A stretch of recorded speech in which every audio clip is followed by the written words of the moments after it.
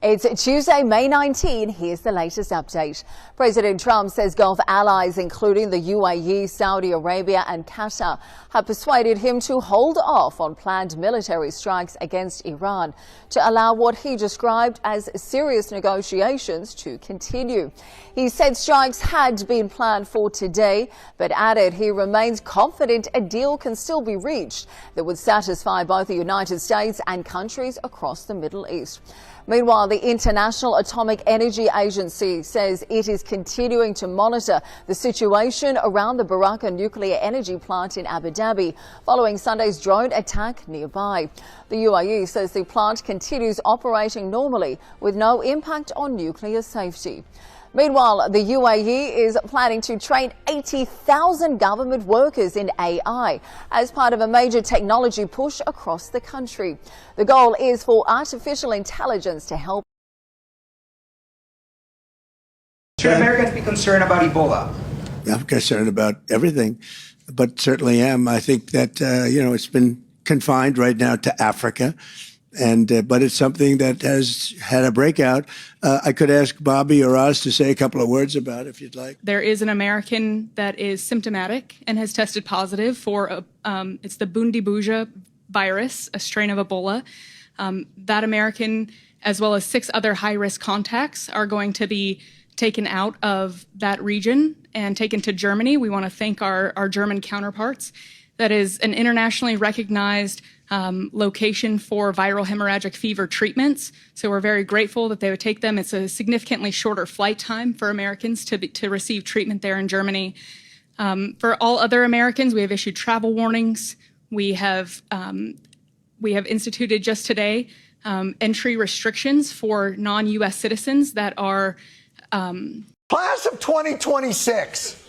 Everybody gather around the whatever it is you watch TV on, your phone, brain chip, smart fridge, however you're watching this. We're going to walk you through what you really need to do to nail that important job interview the Donald Trump way.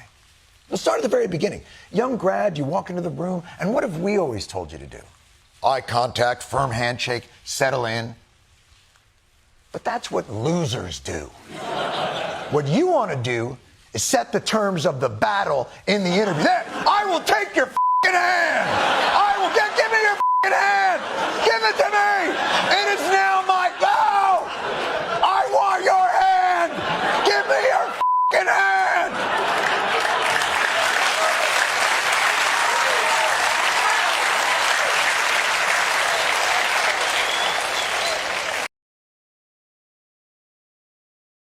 Good evening. We are back from China. We begin this Monday night with the breaking news here at home. There has been a deadly shooting outside the largest Islamic center in San Diego County, California.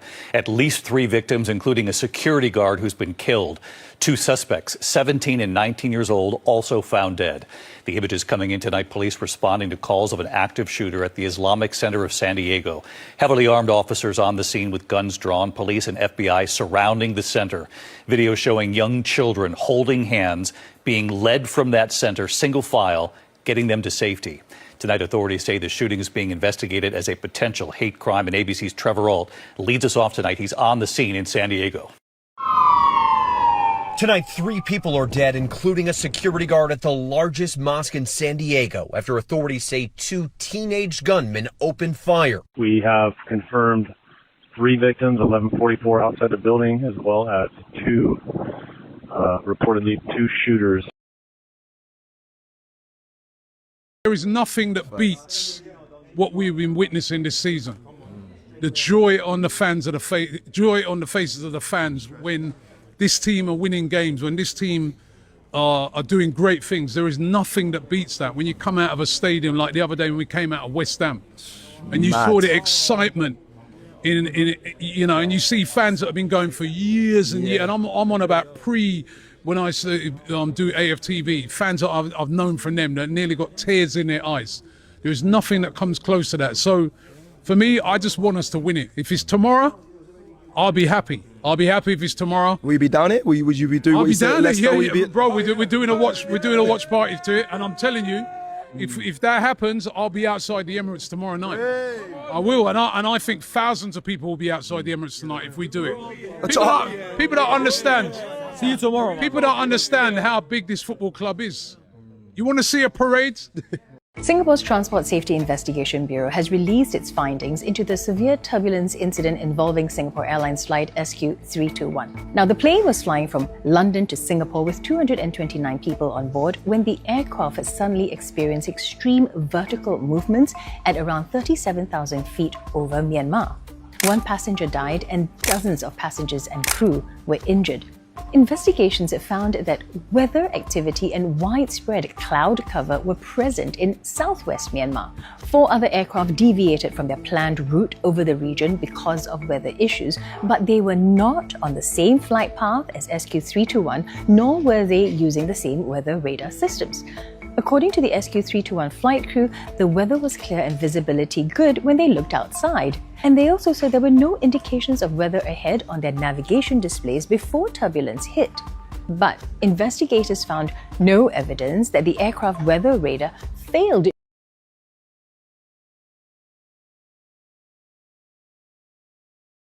On May 2nd, 2011, the United States carried out one of the most secretive and high-stakes missions in modern military history, the Operation to Kill Osama bin Laden, the leader of Al-Qaeda. This is how it went down.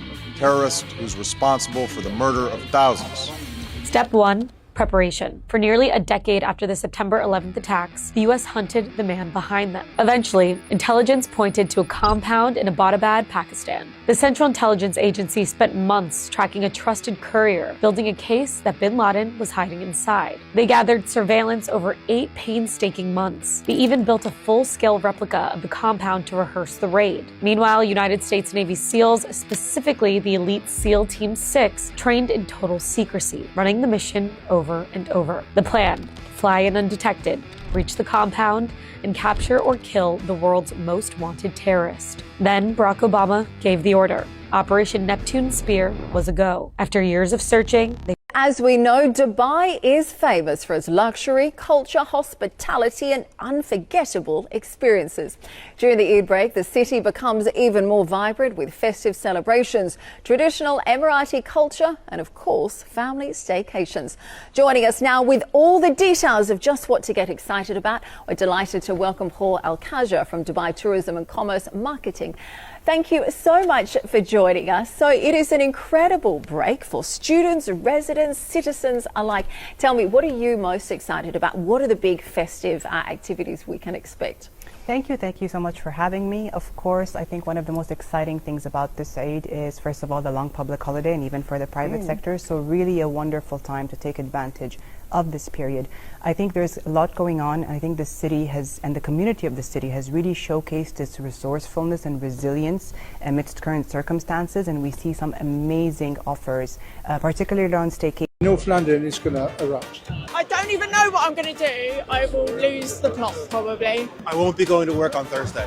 That's for certain. I've spent the last few days recollecting photos of when I was young, seeing the Emirates for the first time, so it will mean a lot. With Pep Guardiola and Arteta having that such close relationship, it's intense. 22 years, every year I'm just like, there's still hope, there's still hope. The noise in the stadium now, this, you know, we never had this before, and that's Mikel, all down to Mikel. When it happens, it's going to be absolute chaos around here.